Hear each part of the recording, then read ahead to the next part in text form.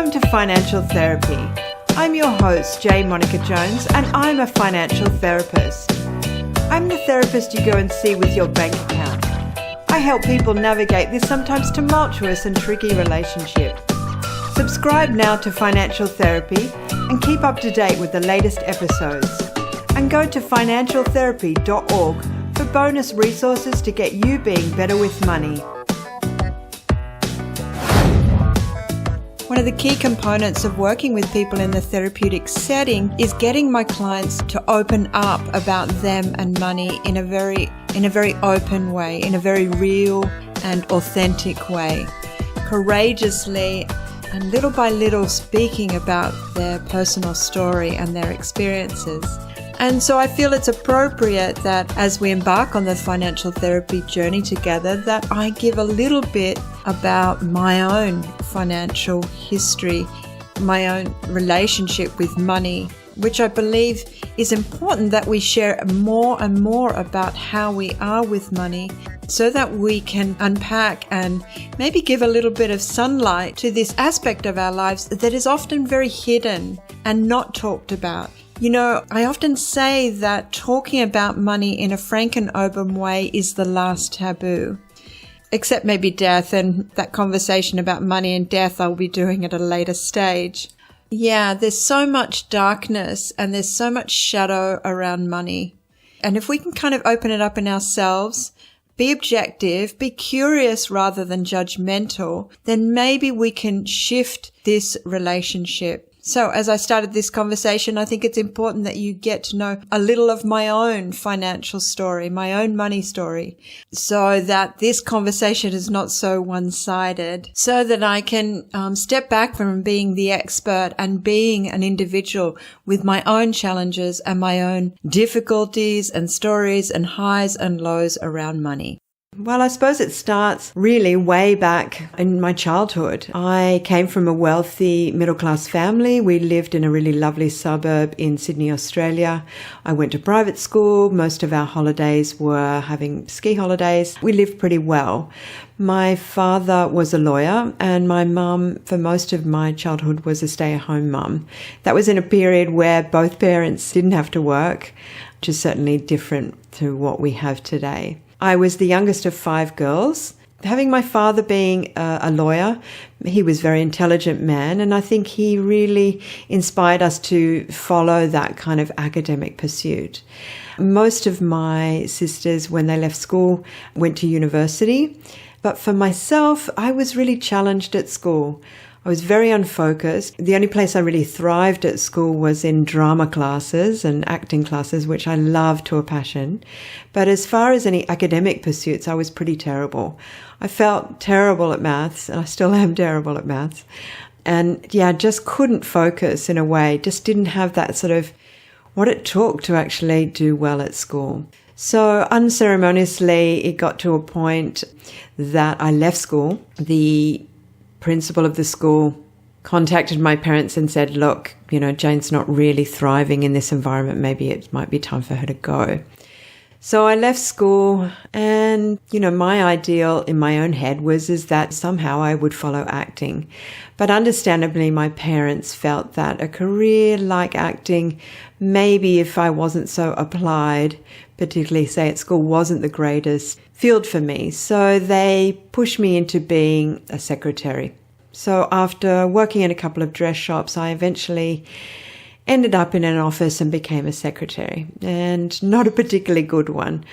I went to typing school twice and I still can't type. It was just not really the best field for me. Since I felt like I was kind of meant for something else, but I was sort of stuck in a field or a job that I wasn't so keen of, it really started to take a hit to my self-esteem. So I would make some money for a while, work in a job in an environment that I wasn't so happy about, and then I would just hate it so much, mostly hate myself for not doing something better or greater. And then I would quit that job and then I would spend all the savings that I had. And this was a cycle that I went through for about 10 years. I would work in a job, absolutely hate it, save a little bit of money, and then quit that job and be out of work and spend everything that I had made. 10 years of doing this sort of over and over, my self-esteem and self-worth was really getting a hammering. Also, I had undiagnosed depression. If I think back about it, I think my first experience of depression, clinical depression, was about the age of 15 or 16. This is really when I was seeing that I, wasn't doing very well at school. And it was a period I'd got glandular fever, and then I got really, really depressed. I didn't really understand it at the time, but now looking back on it and certainly going and speaking to clinicians about it, I think this is what was happening. Also, too, I was diagnosed as an adult of having ADD. That is a lot of the problems that, particularly for adults or even children, that you can't focus. A lot of irritability, a lot of agitation, and that doesn't really do well when it comes to needing to kind of focus and settle down. So I had a couple of issues that were really stacked against me. Then job to job and being very unfocused and very low self-esteem and low self-worth, I got into substance abuse, and it was kind of my way of dulling down the pain that I felt about myself and my situation and how I wasn't really achieving in my life. And I used to compare myself a lot to my family and certainly to my friends, that they were getting ahead and really achieving stuff in their life, and that just compounded more and more of my own self-loathing in a way. And I really used substances as a way to numb out that experience. And in that way, I just sort of started to spiral out of control. And when you're taking a lot of drugs, not working very much, and income being very infrequent, you end up doing things to get drugs that you can't be very proud of. In that period, I did a lot of breaking into houses. Certainly not proud of it. It was excruciating now that I think about it, but I was kind of desperate, and I had to survive. I had to eat, and then I had to certainly feed this pit inside of me as well that was being used by drugs, basically. I hit rock bottom, and as I really recall that, I can actually just really feel that in my chest, how painful that was, that I had just such terrible feelings for myself, and I felt very, very low and very worthless. And I had hit rock bottom so far that I thought, if I don't do something about this, I'm off. I'm going to be leaving the planet sometime soon. So I started to get myself into recovery. I started dealing with my drug abuse issues. And then more deeply, I started to look at my self-esteem issues. And through that process, I did many, many, many years of therapy, working with psychiatrists and psychologists and counselors. I did lots of personal development work. And then ultimately, I started to study the human condition through counseling and psychotherapy. It was something that just, as I started to heal my own wounding, I sort of thought, maybe there's something I can contribute to others from my own recovery. And through this process, I was always kind of captivated with this idea of value or intrinsic value as us as humans. The internal value, such as how we feel worthy or unworthy or unvaluable, as well as intrinsic value as human beings beyond what we do in our jobs or what we contribute to the world, but just that this unique beauty and this miracle, really, of being a human born in the middle of this crazy universe, as well as value or external value, how the world, or more particularly the marketplace, views us or judges us or pegs us against a price. These issues somehow really captivated me as I worked through my healing, my own sense of self-worth. These were kind of sort of the existential ideas that I really happened upon. When I started practicing, I started to look at therapy through the lens of us and money. And through this process, as I work more and more in the field of financial therapy, I see that money is more than just a numbers game. In fact, the way I see this money is as a very tricky relationship that we cannot leave. The only two people in the world that may not have issues with money is the Queen and the Dalai Lama, both of which don't carry money. There's no need for them to carry money. But for the rest of us, it is often a tricky relationship.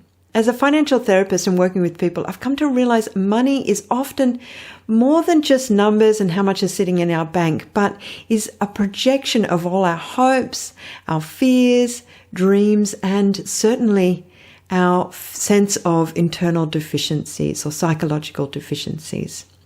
And I'm curious on how issues of self-esteem and how that can impact the way we manage money.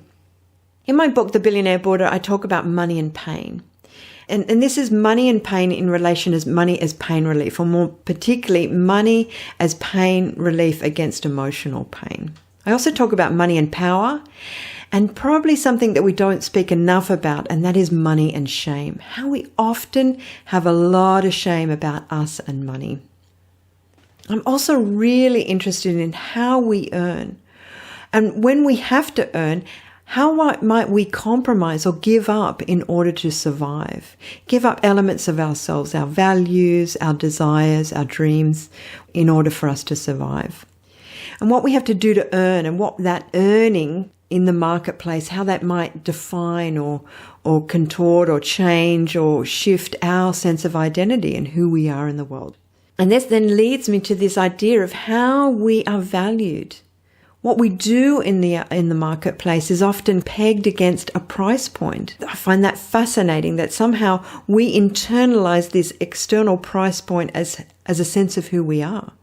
I'm also fascinated by the ethics of money. What makes some people more ethical than others? And what is the psychology of both of them? Someone that is ethical around money and someone that's not ethical around money. And what about trauma? How does that affect us and money? Whether we had childhood trauma or more recent trauma. And some of the things that I look at with working with clients is like what I call financial trauma, the loss of a job, or being made redundant, or your company going bankrupt, your business going bankrupt. It has great impact on our psychological well-being when these events happen to us.